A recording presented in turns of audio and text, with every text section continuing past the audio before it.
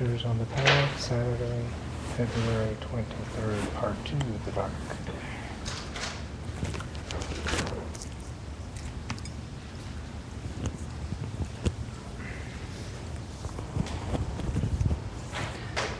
Audio check. Okay. Hi, everyone. Thank you for coming. Is anyone here for the first time? I know you've already been asked that question, but I wasn't here. Okay, great. Hi, welcome. Wow, so many. Awesome. So you haven't missed anything. You're here just at the right time. Just to say for those of you that are here for the first time that this whole setup here is not really for me. It's not my seat or anybody else's seat, but this is what they would call the seat of the Dharma or the seat of reality. And the idea is that when one is going to attempt to reach towards a vision as extraordinary as the material that we'll share today, that you try to put that body in a place that is relative to the quality of the teachings. So the idea is that the teachings are high, not necessarily high up, but high in terms of their quality in our being. So we try to sit up when we're going to share the Dharma. So I thought, again, for starting today, and hi everyone online. Wow, is that a new camera? No. Oh, it's fancy.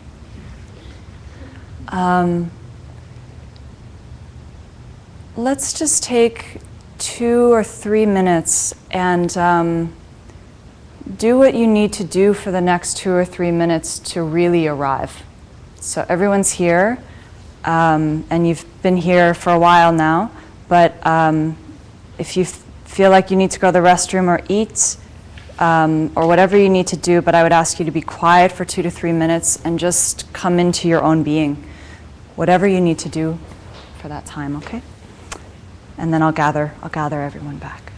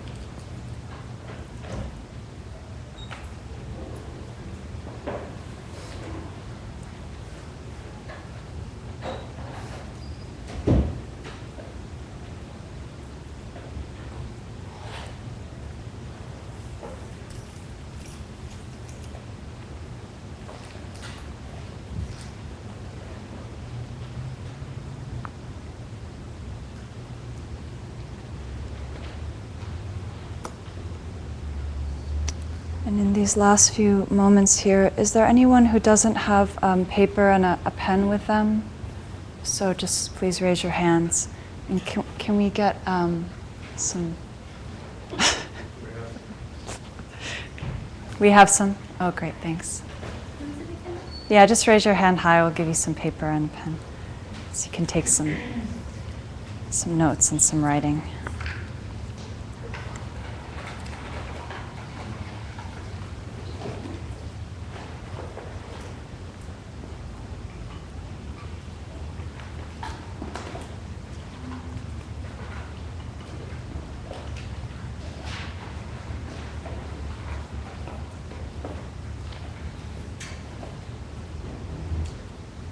And Lauren. It's okay, she's at. You got some? No, she doesn't have the. Oh, well, it's not like we have a lack of paper in the room. I think Brian can find some more. Yeah.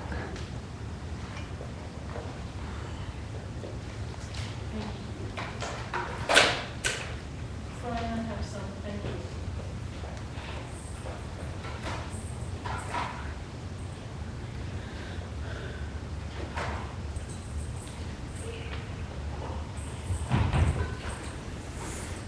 Okay. All right, good. So first I want to say thank you to a few people. I want to say thank you to Heather for producing and organizing again. I really appreciate it. To Jed for working on all of the media.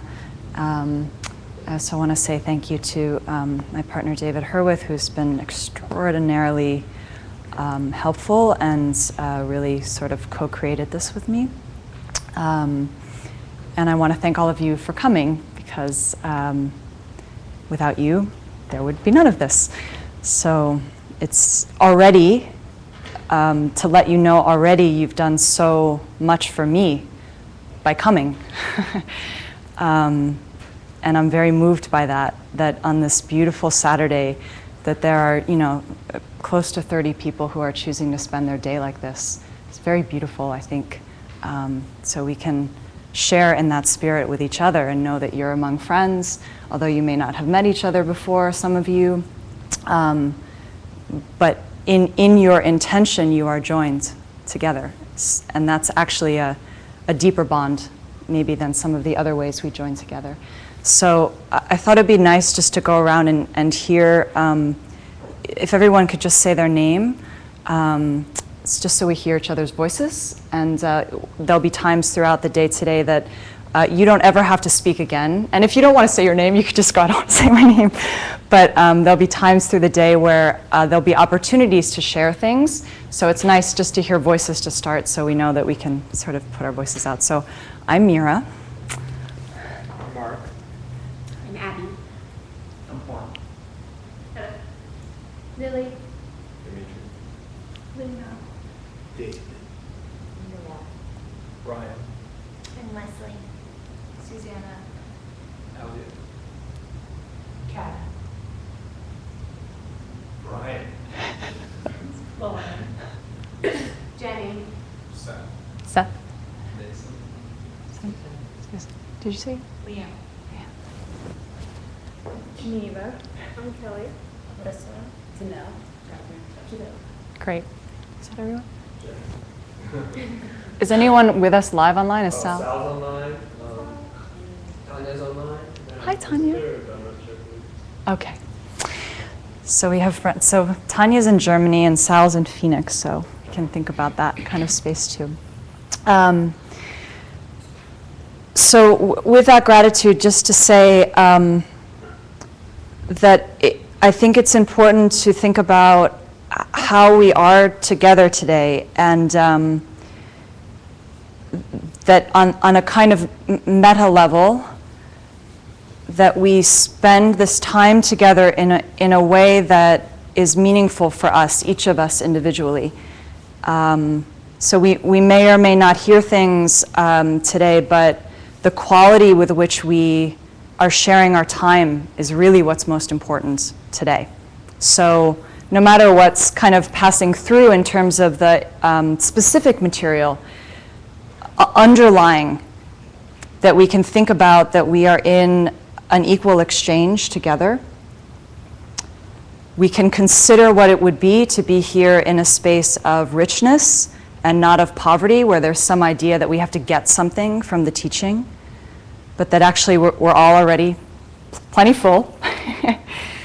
You see, if we come to any space in our life feeling like something has to be fixed, we're already enacting some model of violence in our mind, right? That's something that we're lacking in some way. This is incredibly difficult to do, but we can consider the possibility. Just create the space in ourselves that we could come to the room together and just test. It's like a playground, and see, okay, for the next, whatever it is, 4.5, 5 hours, can we be in a space of total richness together and just enjoying our time and enjoying the space? And letting what comes, come, letting what go, watching things rise, stay for a while, and fall away like they always do.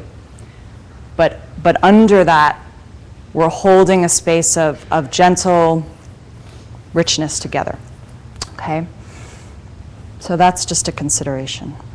For people that were here last time, I'm not going to do any review of the last workshops. I'm looking at these workshops as certainly as a series, and as Brian said, to go through the entire Lam Rim, the steps of the path to awakening, which is such an extraordinary vision that has come down to us over many, many years through many, many beings, passed off because it is useful, because it transforms people's lives.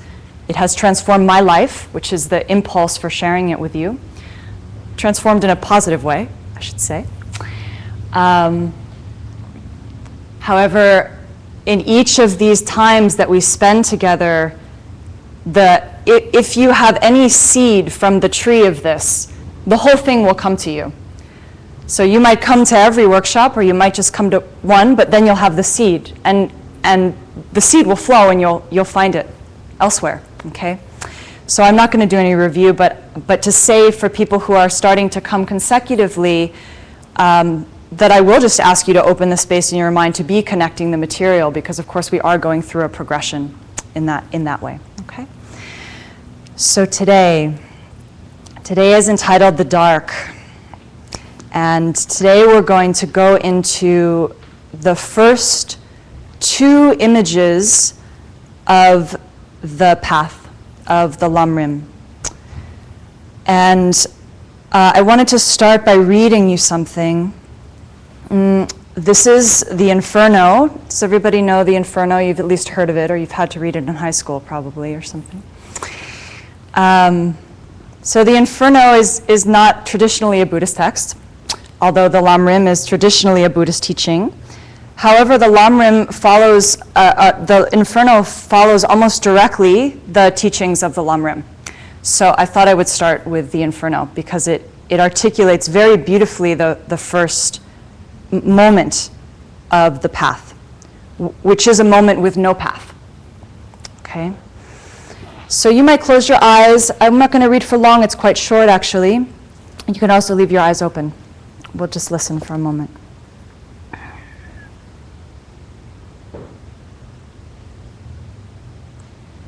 Midway on our life's journey, I found myself in dark woods, the right road lost.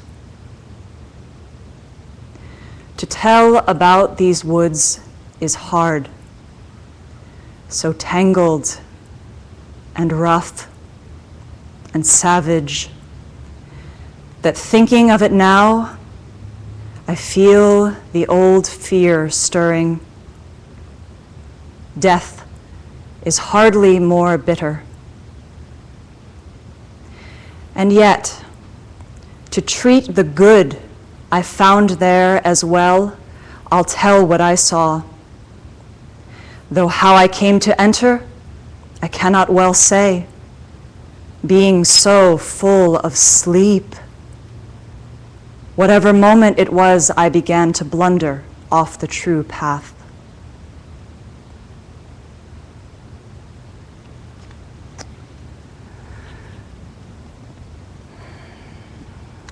So, I feel that I'm about to make a large demand of you. And some of you are just meeting me for the first time. So I want to acknowledge what I'm about to do. But these teachings, the vision that these teachings offer, require a great demand of us. And to try to enter into the first step of this and to maybe try to gloss it over or to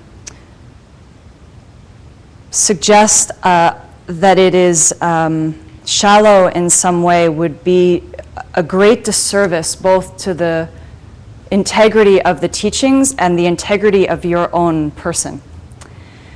So, extraordinary transformation requires a great deal. And so the Lamrim starts by asking a great thing of you. So we go into the dark. This is the first image.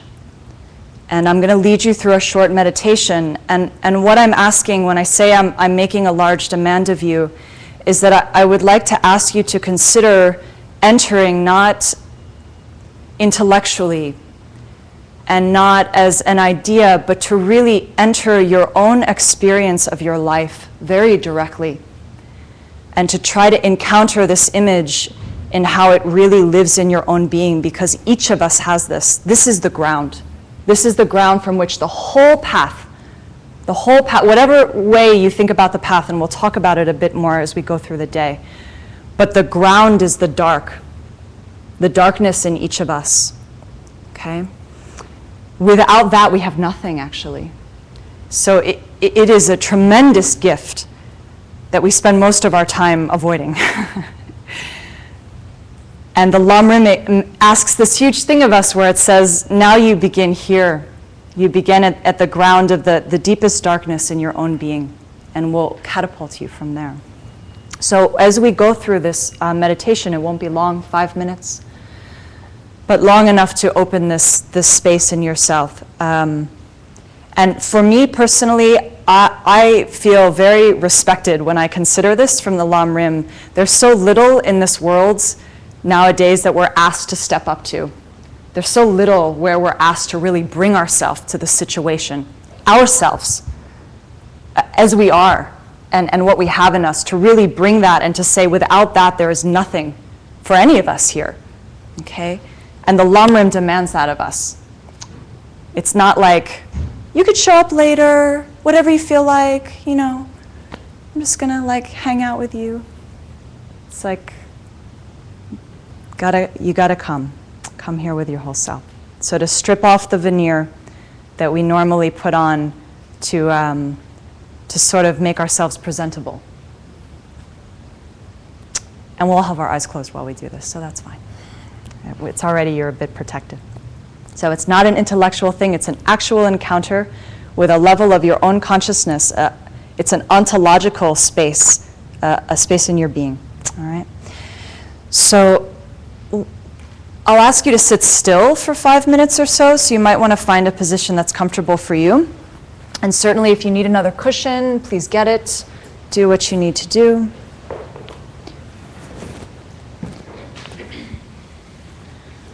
And do we have the basket ready? Okay, that's fine. Maybe we should do that first, actually. So Heather's going to pass out these papers, and everyone can take one. You don't need to open it yet. And then you can use the pen you have, but she'll also pass out some markers. You could just carry it around. Dima, maybe you can grab if you feel like you might want a marker or a color appeals to you, you could take that too, or you can just use the pen you have, and we'll use these after. Yeah.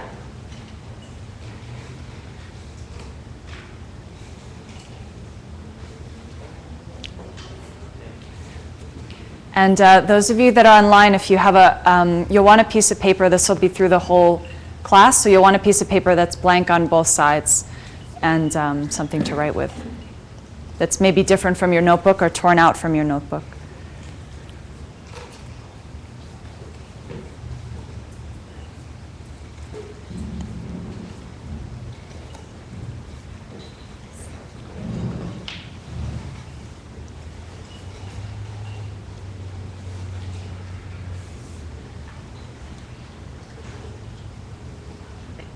Thanks. Okay. So once you have your accoutrement, you can get yourself comfy.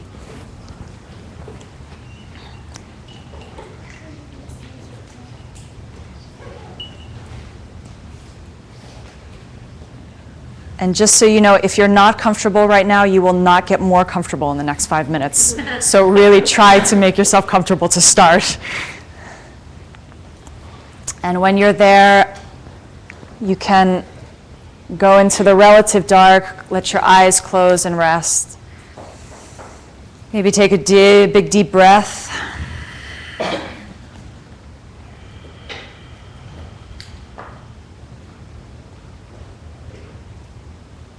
And then just take a few moments and let yourself settle into your own being, like silt settling down at the bottom of a river.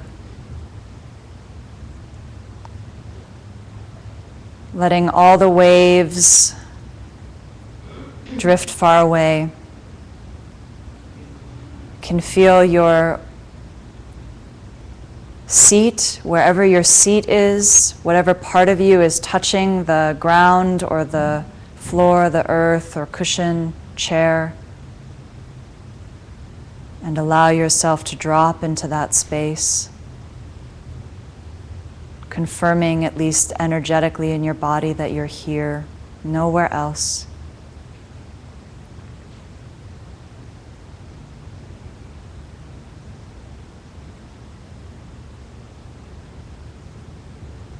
And you can make the invitation that the whole facial mask, the muscles around your eyes, your mouth, your cheeks, your jaw, can all loosen, soften, just softening up the veneer of self that we hold so strongly in our face.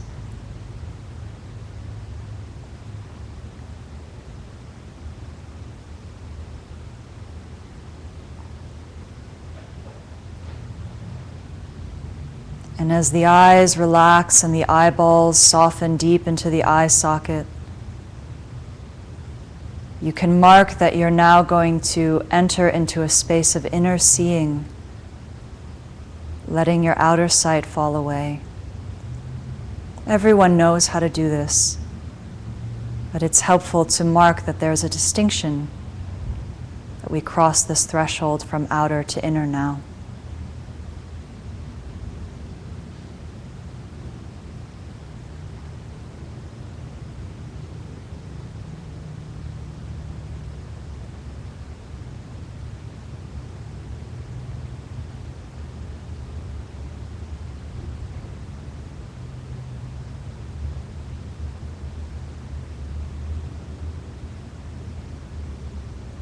And feeling that you are falling deeper and deeper towards the very center of your being, like dropping deep into a well.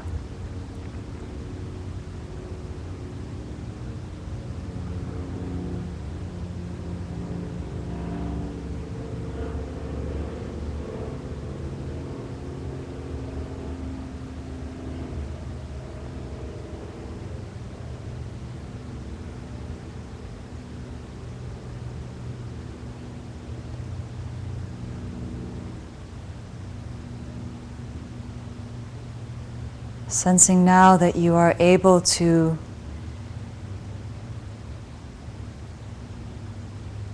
arrive into a vision of the dark, a dark forest.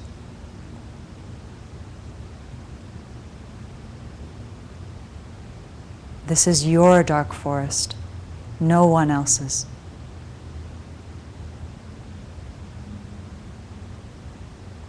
This is with you always.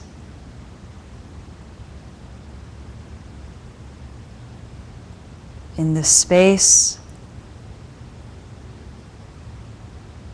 there is fear. In this space, there is confusion.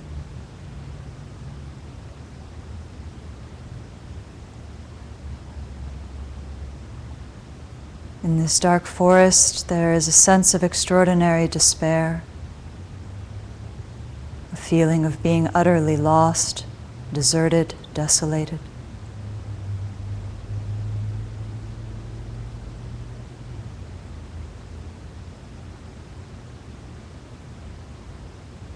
Knowing that you are choosing to enter this place, you can feel a sense of ability to soften into it.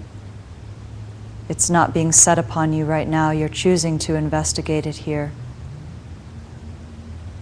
What are the qualities of this space for you, the experience?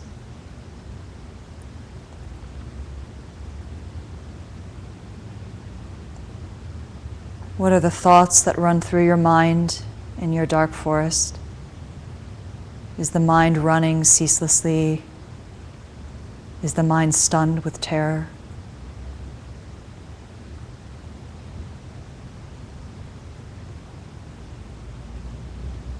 In this dark place, it seems there was no time that you entered.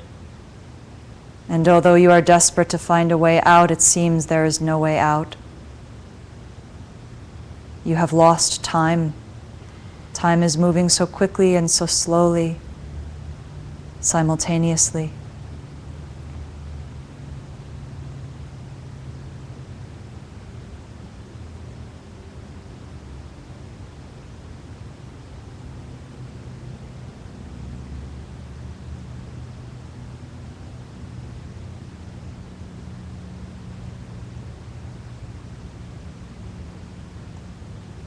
As you explore this place, see what you do here.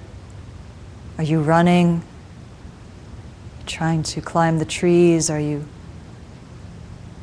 in the ground on a fetal position? What do you do in this space when you are in the dark, your dark?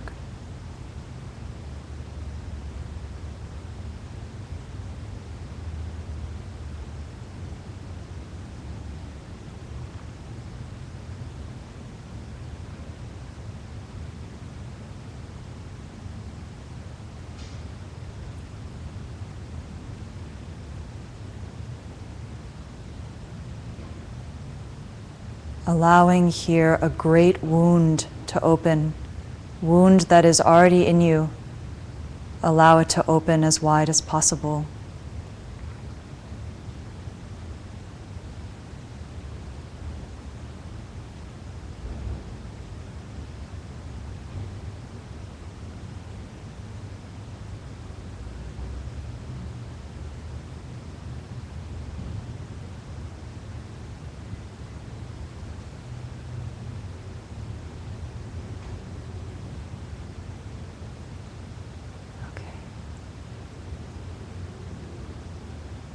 So very, very slowly, don't open your eyes yet, but we're going to make a transition. You take as long as you want to open your eyes, and when you do, I'll ask you to open your piece of paper. You might want to go find another spot in the room where you can lay it out. And I would like you to draw the dark forest. You might draw by making a list of people or images or events in your life. You might draw by closing your eyes and just letting the energy flow out on the paper. You might draw by making images that are very clear in their renderings. There are many, many ways to move into this task. Please do it in a way that is meaningful for you, and trust yourself. Trust your impulse. So we'll make this transition. Take your time. Everyone will take the time they need.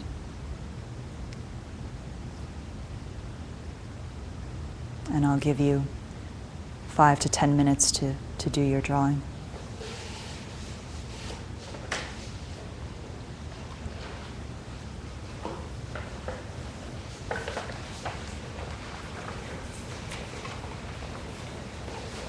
Again, feel free to go to other spots if you want some space.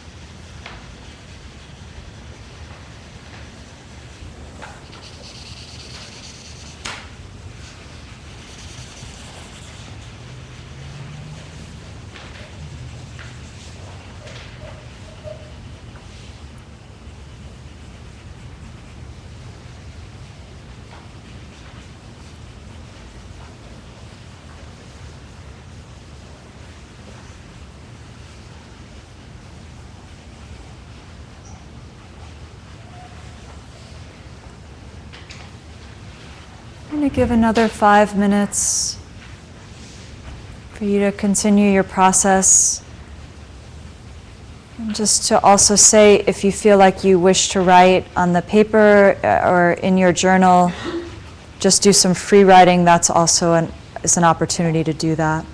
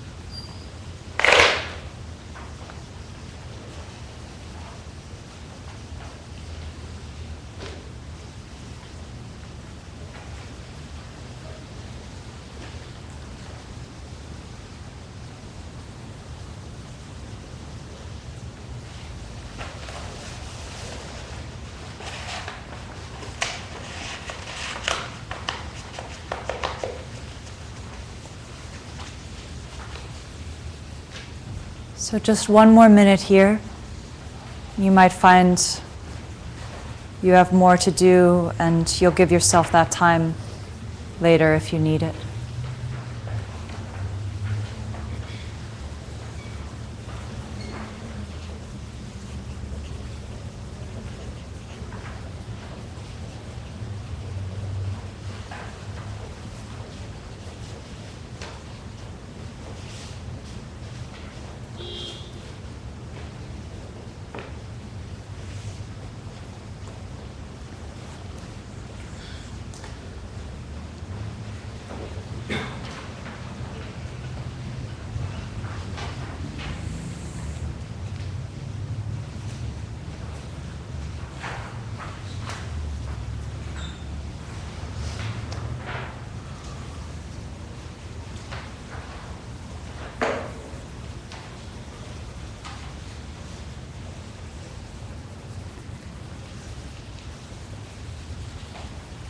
So I would just ask people to take your time, there's no rush. You don't have to rush back to your seats, but we can just start to make a transition back. And if you wish to keep your work private, you can always put it back together and tie it.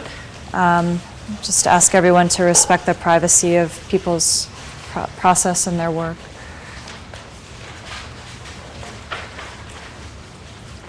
You can walk in front.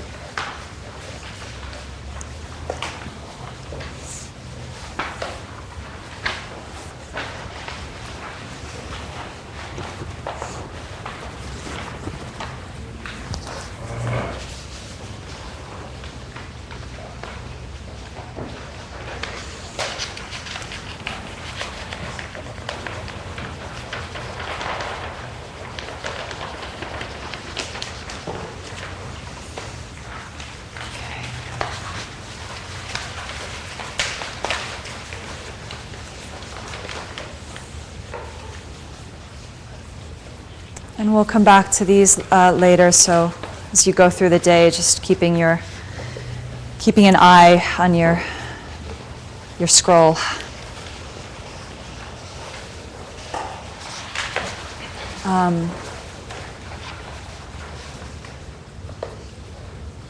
So I just want to offer, having just witnessed that,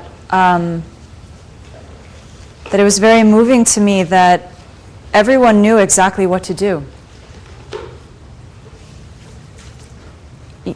You know, no one opened their eyes and looked at me like, you know, like, what do I do with this piece of paper, you know? You all got to work. And so one, we can, again, feel very, I think, safe in this room that everyone is here to do their work. And everyone's doing their work. Everyone knows how to do what they're here to do. And that gives a certain energy to the community here that makes a space that's possible for us to really go somewhere together. But equally important is to just notice that within this image of despair and being lost, this image of intensive suffering, which is the image of the dark forest, a very traditional archetype throughout all kinds of spiritual traditions, the dark forest, a cave, right? Some kind of space where one's senses are lost, where one feels isolated and alone. And of course, this is not a place, an outer place. This is a place in our own being that then, of course, can create an outer experience, or does create an outer experience, but ultimately it's coming from internal. So to say that within that space, everyone just knew how they needed to relate to it. So even within that space where we feel like when we have no relation or we are terrified by our own being, by what's happening in our own being, we do know how to relate. And sometimes all it takes is just enough space to look at the dark forest and give yourself a space to be able to start to relate to it. Okay, so I would love if everyone just took a minute and for yourself, write down, it could just be one thing, it could be nothing, you might just want to use this time to sit and think, but to just write down a few discoveries that you made about how you are with your dark forest, how you're relating to your dark forest. In terms of how you just worked, what you just did.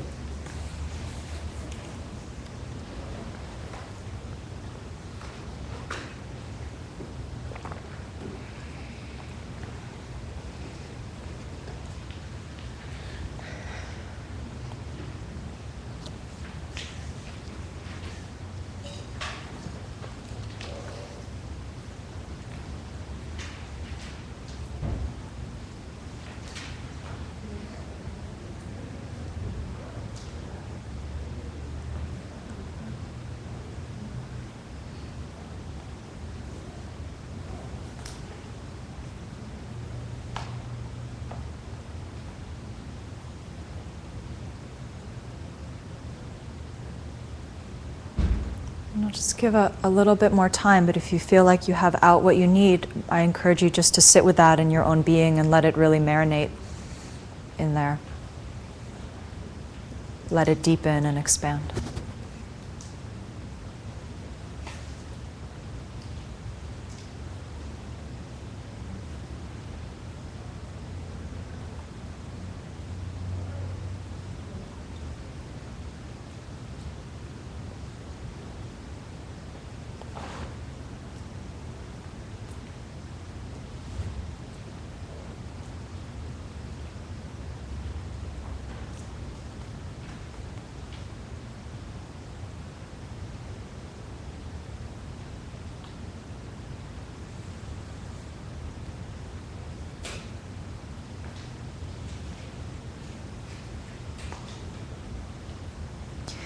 And then I would ask you to write down just one thing, one action that you would like to move forward that opens a positive relationship to your forest. You might already have it down, but I think you know.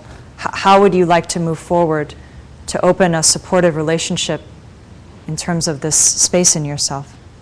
What's one thing you might do? And again, please trust yourself, you know what to do.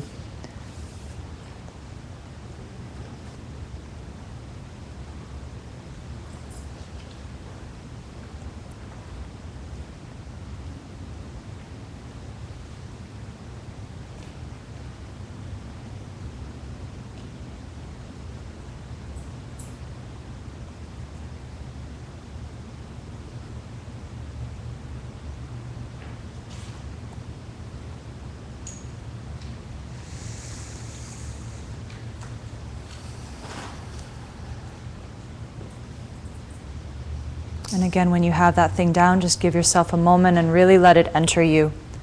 So it's not a thought, but it's a full sensation in your being.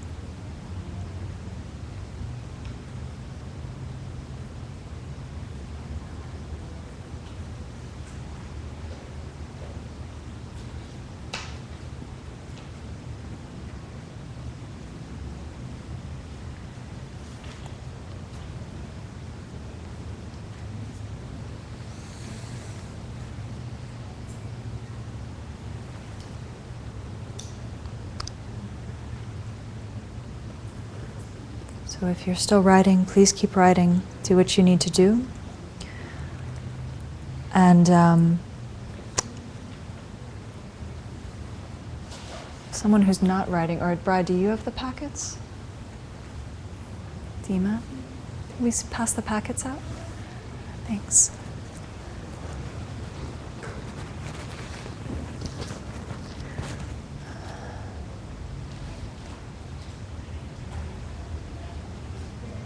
So as she's passing these out, I'll just continue. And so already you have a path. Already there's the beginning of a path for you. And as we go on through the day and through the workshops, I'll be addressing the traditional way that the path is explained, but the path is not someone else's path. Otherwise, it's not a path. So you already have your beginning. And the dark forest opens the potential for a path, so we can't say that there's a way out of our suffering or of our space of confusion without the thing itself that we're relating to. Okay? So in this sense, it's two sides of one coin. When you get your packet, you can open it and, because it's yours, and you'll see that inside there are a few cards, and I'd ask you to take out the one that's brown. Or you could take them all out, but to just take out the one that's brown for now. And light brown, yes, thank you. Yeah, light brown. And then please open that. I invite you to open it and spend some time looking at it. And I would just then ask you to write 3 things that you notice about each image. There are 2 images. So 3 things that you notice about each image. The light brown, yeah.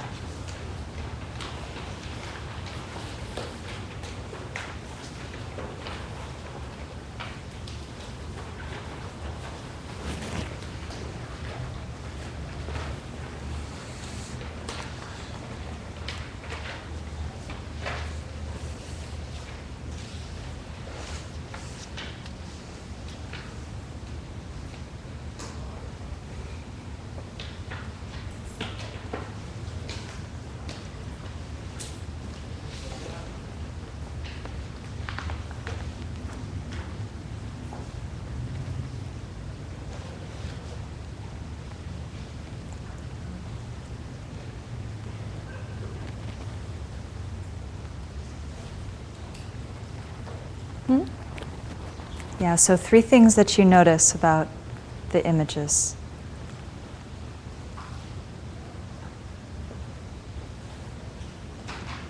Again, these are for you.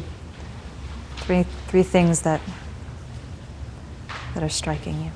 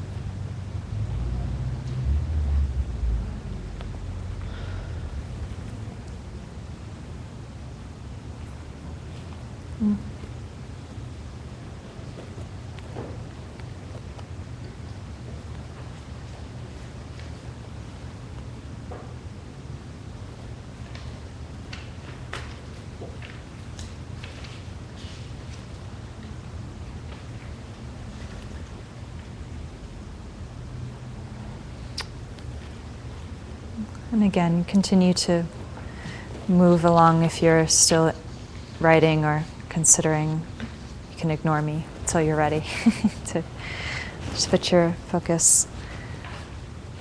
So, Lam Rim, what we're studying, means steps on the path. Lam means path, steps mean rim.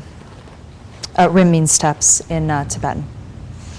And then they often tag on some secondary words where they'll say something like steps on the path to enlightenment or steps on the path to awakening. So that the impulse is that it's moving towards a particular type of vision. Okay, it's not just any path, steps on any path. So we're not studying steps on just any path.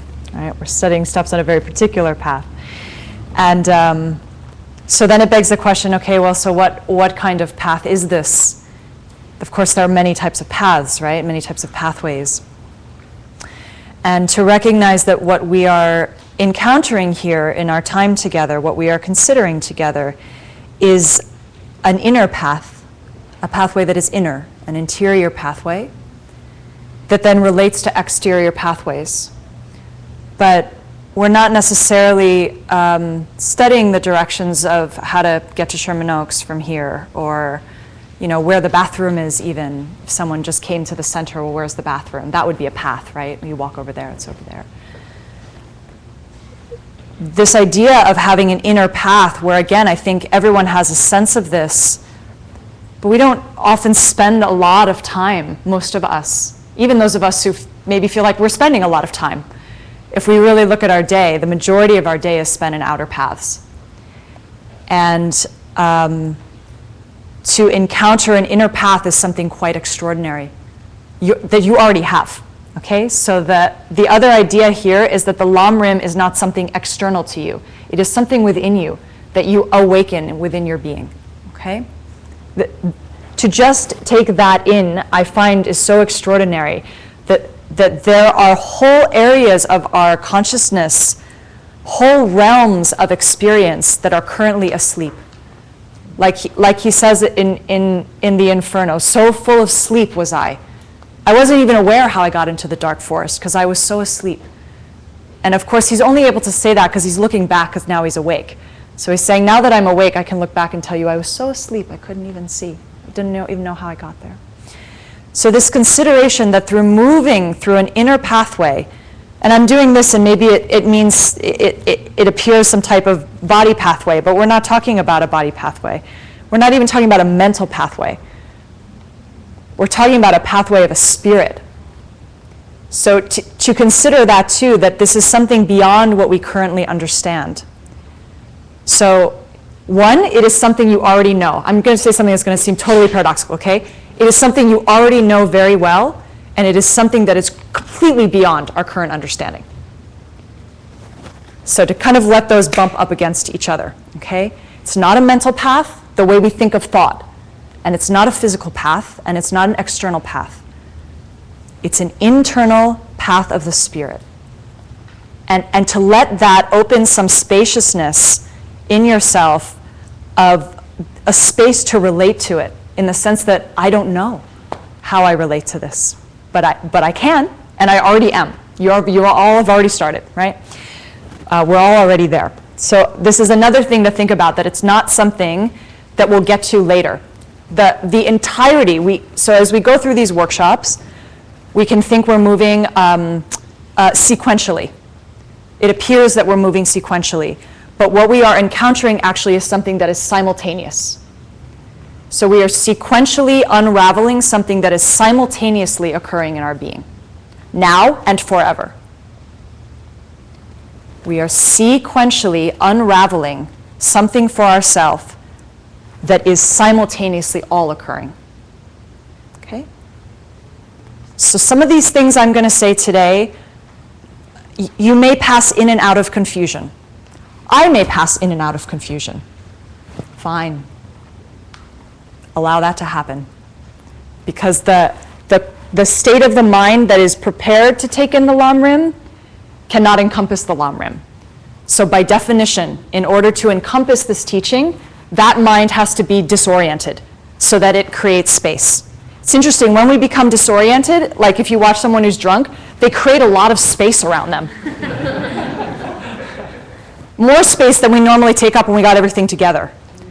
So when we're disoriented, we literally create more opening around us, and in that opening, we fill that space with something.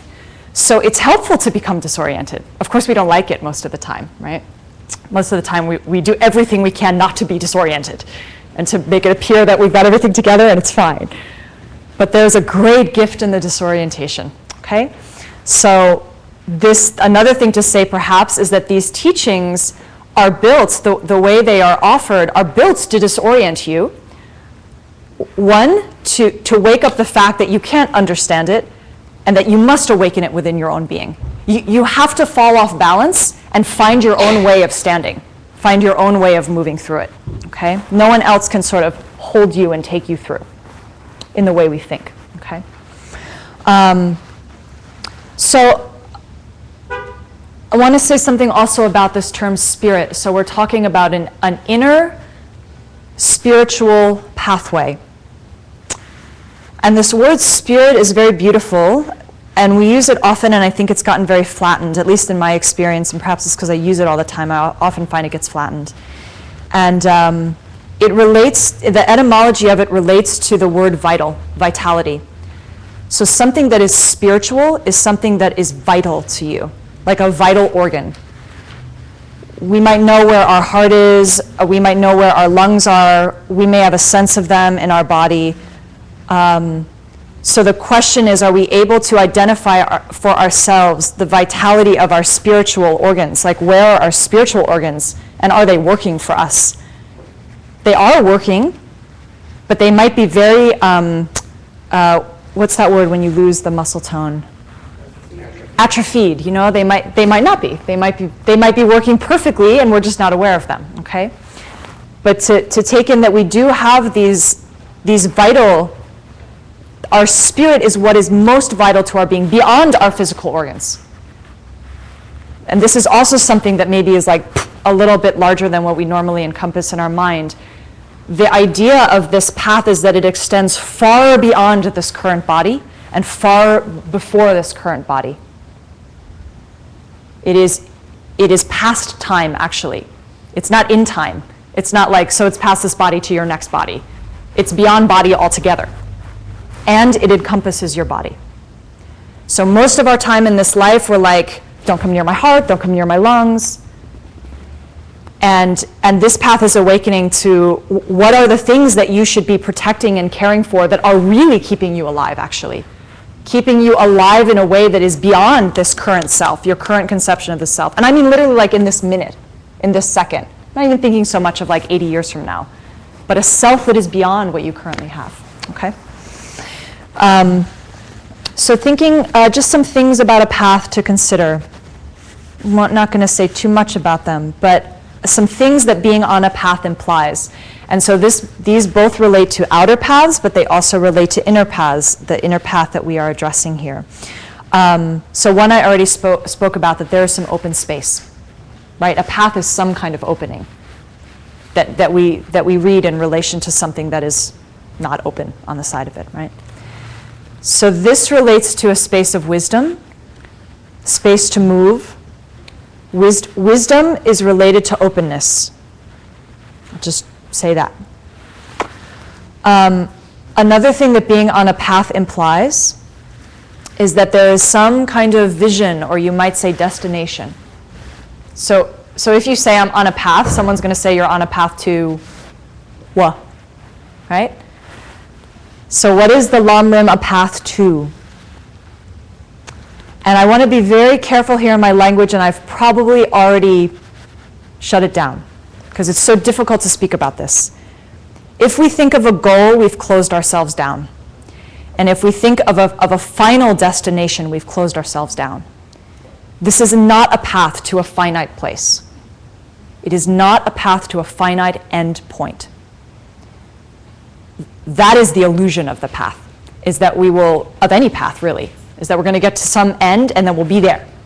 And then we'll be done somehow, okay? This is a path to eternity. You might say it that way. It is a path that is continually opening for you, all right? But includes a self beyond your current self. So instead of goal or destination, you might use the word vision. It is a path to a particular vision, and we might use words like freedom. We might use words like awakened or realized or reality, a path to reality, to being integrated with your true reality. These are all words, okay? You can't take them on face value. What does that mean, to be on a path to your true reality? And as soon as you take that on and you go, what does that mean? What are you saying? Something will start to happen for you, okay? But you got to meet it like that with a little bit of fight. Because if you just go, that sounds great, path to freedom, it's all over. You know, you'll never find it. So you got to try to encounter it. Another thing that a path implies is some kind of time. So if we look at these images that we have, the Grant Wood, this one in the green is Grant Wood.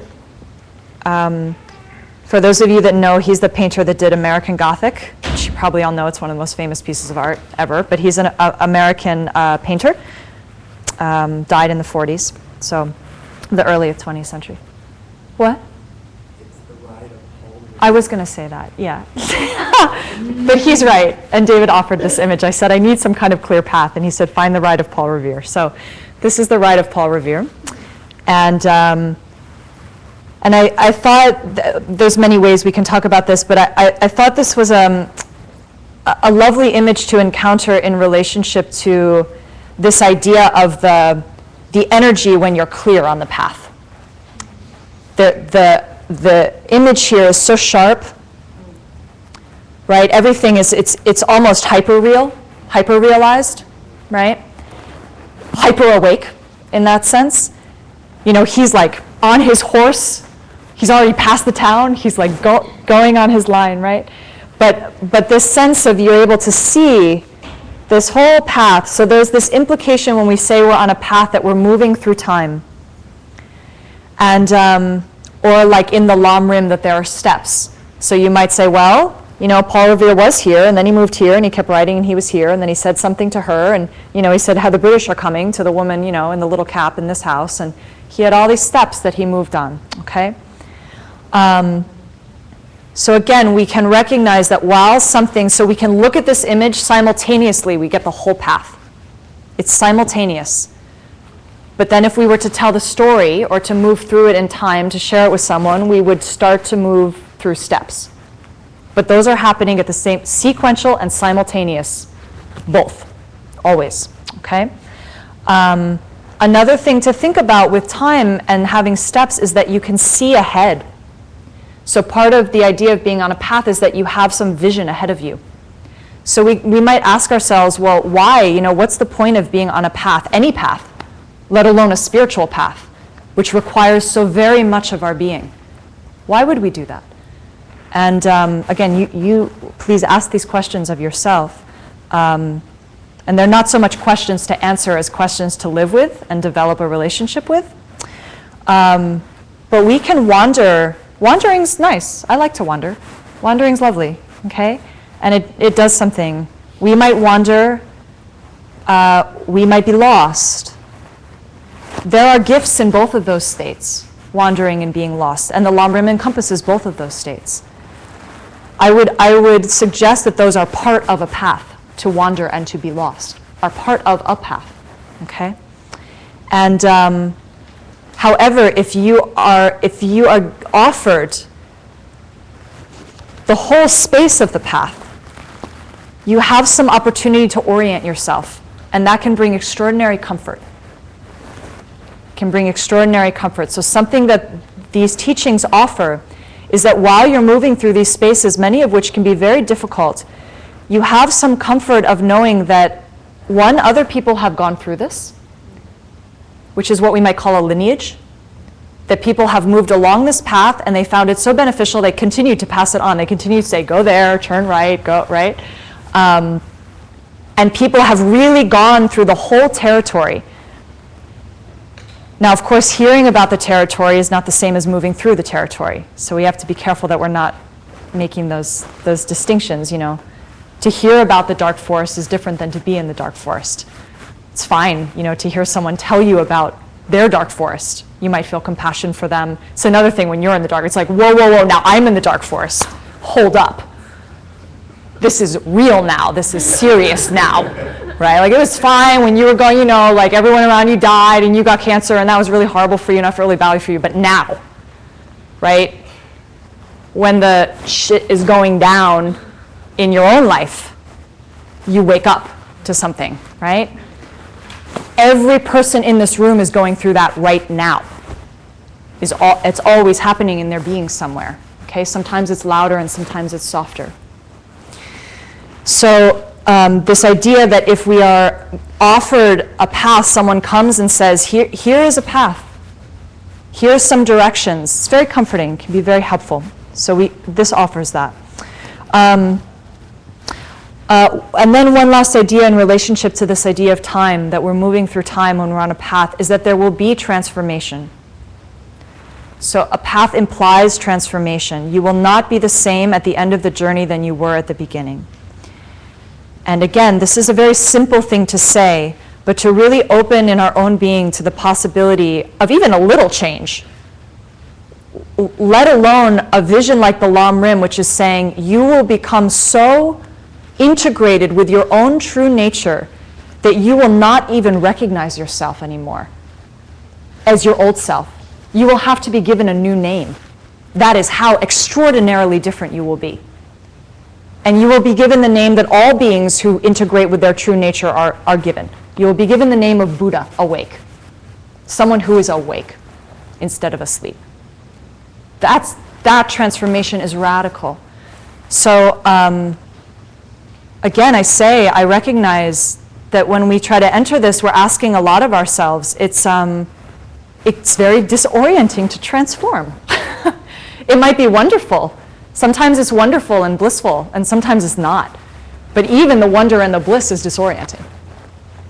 So to recognize that as you're moving through your path, you're changing and you're transforming. That is already happening. And these workshops are an invitation to take some agency over that process. You are already transforming and changing all the time. And you have the possibility to have some agency and some hold around how you want to move that relationship forward. That is powerful. And each person has that possibility, okay? And then one last thing about being on the path. So here we can see this very clearly. If you're on a path, there's an idea that you could be off the path, right? Maybe.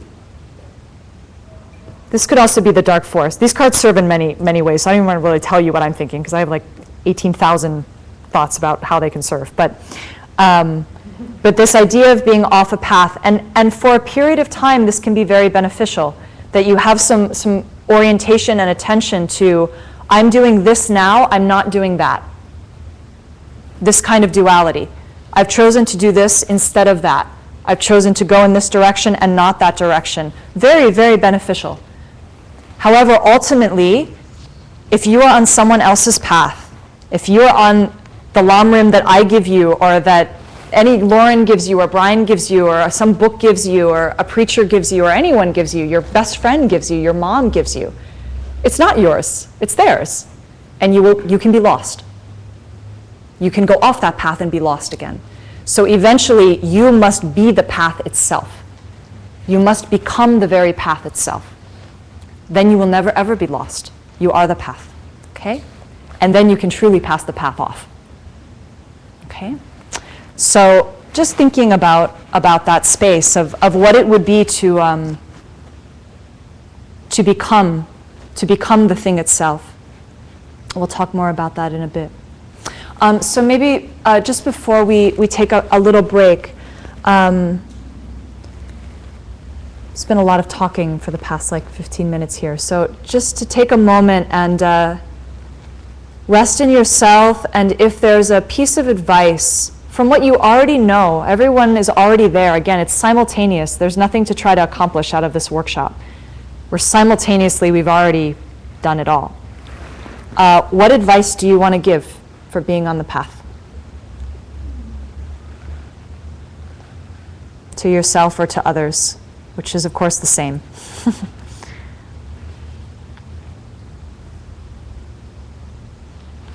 And again, just trust what comes up.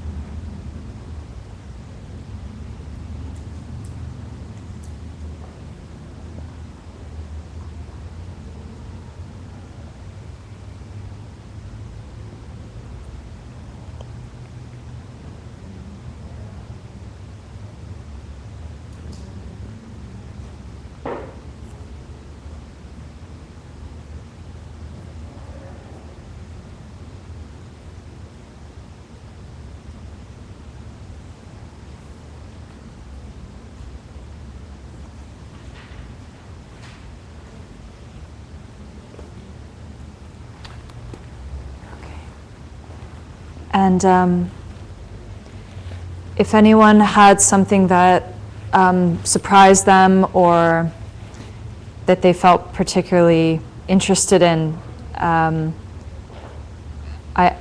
please share it with us if you wish. Yes, sir. Do not fear letting go of your old self, Mm. or the self that you once perceived yourself as. Mm. Do not fear uncertainty in the face of your dark forest. Say welcome.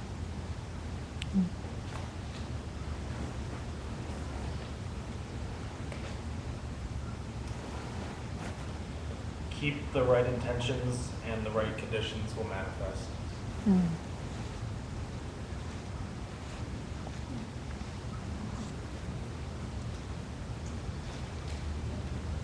Don't get distracted by what you've lost. Do you want this or not?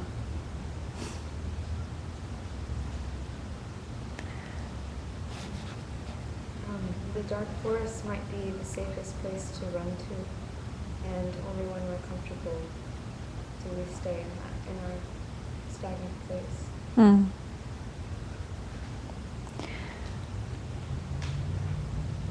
I wrote, the meat is not in the kitchen. That surprised me.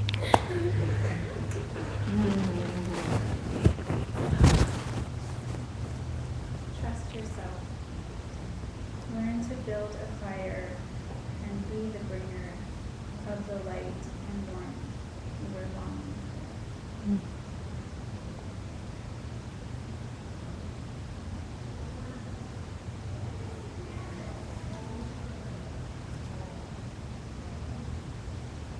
Look back. Look back.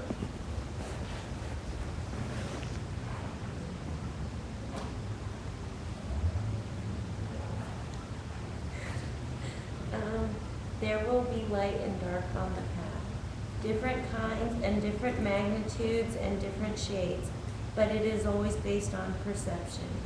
The light is never over and the dark is never over, but let the dark create a light in you. Mm.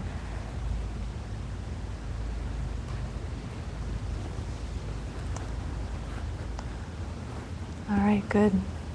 So we'll take a break, and I'd ask for this break if we would please to remain relatively quiet.